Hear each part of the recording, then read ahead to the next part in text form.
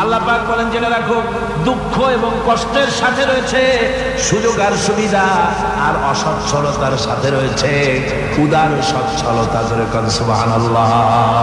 কাজে ভয় পাওয়ার কারণ নাই, হতাশ হওয়ার কারণ নাই। গুনাহ করেছো, হতাশ হয় না। যুবকদের গুনাহ করা স্বাভাবিক। ইউনিভার্সিটির ছাত্র, কলেজের ছাত্র, প্রফেসর, শিক্ষক, অফিসার ঘুষ খেয়েছেন, জিনা করা হয়েছে, মদ খাওয়া হয়েছে, মিথ্যা কথা বলা হয়েছে, যাই কিছু করেন না কেন ভয় পাওয়ার কারণ নাই, নিরাশ হওয়ার কোনো দরকার নাই। আল্লাহ পাক ডেকে বলেছেন, কুল ইয়া ইবাদিয়াল্লাযীনা আসরাফু আলা আনফুসিহিম লা তাকনাতু মির রাহমাতিল্লাহ। আমার আল্লাহ বলেন, ও নবী আপনি শুনায় দেন,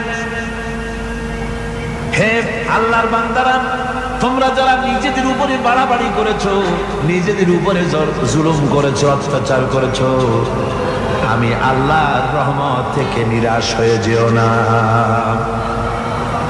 মানুষ যদি অপরাধ করে, বাপের সাথে অপরাধ করেছে, মায়ের সাথে অপরাধ করেছে, মা বাবা সন্তানের চাইতে এত বড় কল্যাণকামী তো আর কেউ নাই, কিন্তু মা বাবা কোনদিন বলে না আয় আমার ছেলে তোরে মাফ করে দেই, এরকম বলে নাকি?